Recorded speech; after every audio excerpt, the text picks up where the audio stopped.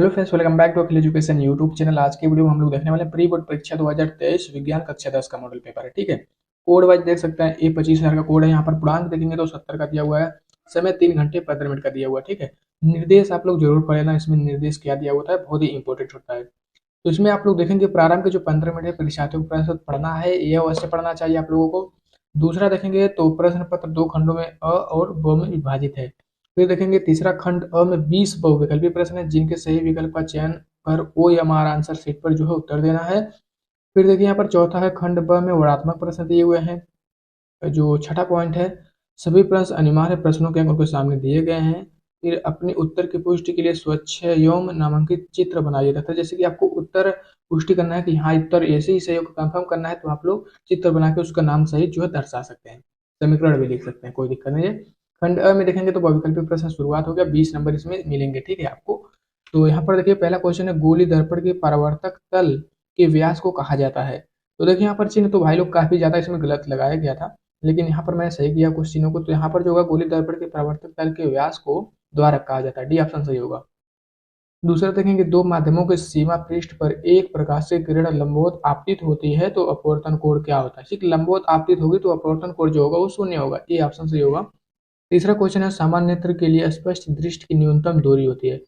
मतलब जो अगर कोई व्यक्ति सामान्य उसे कोई बीमारी नहीं है तो उसका जो न्यूनतम दृष्टि दूरी होती है वो 25 सेमी होती है। ठीक है, यहाँ पर देखिए भाई लोग क्या लगाया गया है, ऑप्शन गलत है, तो यहाँ पर जो ऑप्शन होगा बी होगा। चौथा क्वेश्चन है, नेत्र लेंस होता है। तो देखिए यहाँ पर भी जो है ये अभिसारी अपसारी दोनों पर लगाया गया है, लेकिन इसमें जो होता है अभिसारी है होता है। मतलब किरणों को इकट्ठा एक बिंदु पर जो है फोकस करता है ये अभिसारी लेंस। पांचवा क्वेश्चन देखिए आप लोग, तो यहाँ पर दिया है विद्युत शक्ति का मात्रक है। तो विद्युत शक्ति का मात्रक यहाँ पर भैया क्या होता है, वो वाट होता है। ठीक है, बी ऑप्शन सी होता है। छठा क्वेश्चन, 1 किलोवाट घंटा में कितने जूल होते हैं पूछा गया है। तो यहाँ पर जो होगा आपका वो 3.6 गुणे 10 पे 6 जूल होगा। ठीक है, ऑप्शन बी इसमें सही होगा। सातवां क्वेश्चन है, यांत्रिक ऊर्जा को विद्युत ऊर्जा में बदलने की युक्ति कौन सी है। तो विद्युत जनित्र है। ठीक है, ऑप्शन बी सही है। अब देखिए इसमें उपखंड जो ख आ गया। ठीक है, एक खंड में आपका जो 3 उपखंड दिए हुए, यानी कि इसमें 2 खंड है, 6 उपखंड होंगे। तो ये पहले का दूसरा उपखंड है। रासायनिक अपक्रिया में भाग लेने वाले पदार्थों को कहा जाता है अभिकारक कहा जाता है। ठीक है, ये ऑप्शन इसमें सही होगा। उदासीनीकरण अभिक्रिया में बनता है।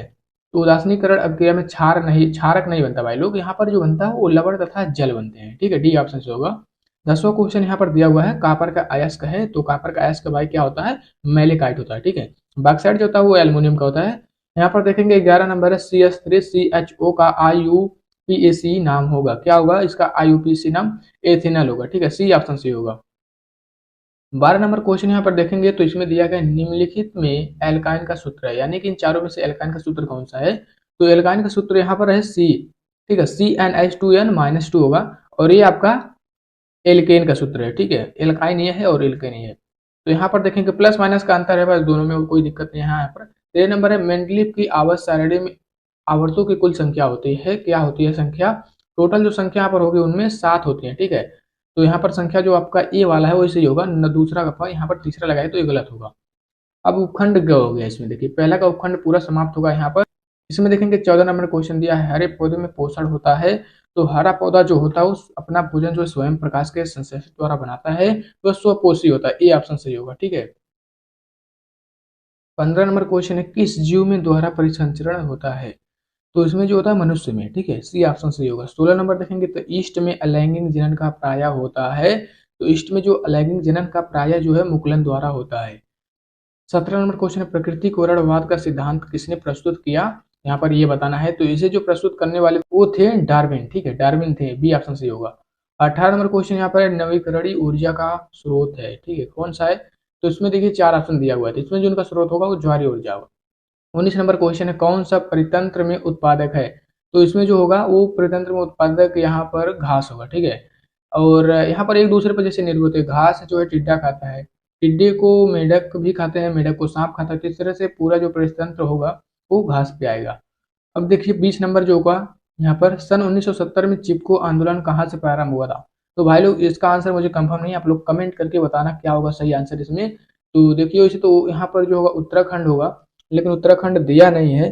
तो आप लोग कमेंट करके बताना इसमें कौन सा जो है ऑप्शन सही होगा। ठीक है, अब देखिए यहाँ पर जो खंड ब है वर्णात्मक प्रश्न आ गया, यहाँ पर इसका उपखंड क्या है। इसमें भी आपको 3 उपखंड देखने को मिलेंगे।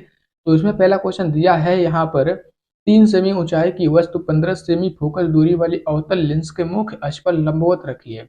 वस्तु का प्रतिबिंब लेंस से 10 सेमी का दूरी पर बनता है। ज्ञात कीजिए वस्तु की लेंस की दूरी, प्रतिबिंब का आकार तथा प्रकृति बताइए। यहाँ पर तीनों चीजें आपको बताना पड़ेगा और ये क्वेश्चन 4 नंबर में पूछा गया है। फिर दूसरा क्वेश्चन है निकट दृष्टि दोष किसे कहते हैं, इसके कारण तथा निवारण को किरण आरेख द्वारा आपको दर्शाना है।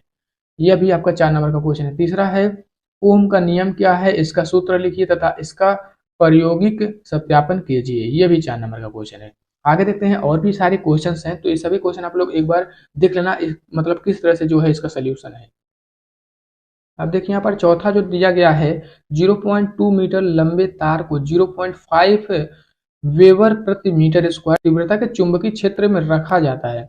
यदि तार में 2 एम्पियर की धारा प्रवाहित की जाए तो तार पर लगने वाले बल की गणना कीजिए। यदि तार क्षेत्र के लंबवत है या फिर तार क्षेत्र के समांतर है या आपका जो है तार क्षेत्र में 30 अंश कोण बनाता है।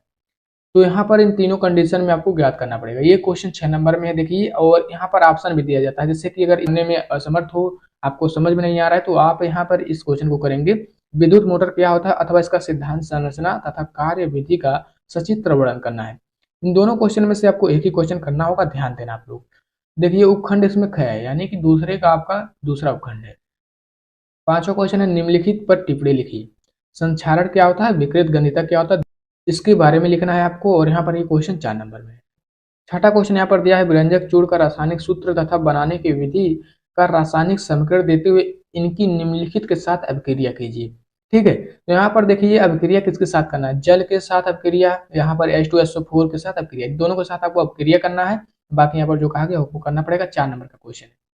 सातवां क्वेश्चन यहाँ पर देखेंगे तो खनिज तथा अयस्क में 2 अंतर लिखिए, और दूसरा यहाँ पर है झाग पलवन विधि द्वारा सांद्रण कैसे किया जाता है। ये 2 क्वेश्चन है, मतलब 2-2 नंबर के हैं। तीसरा यहाँ पर है निस्तापन पर वर्जन को उदाहरण देकर परिभाषित कीजिए।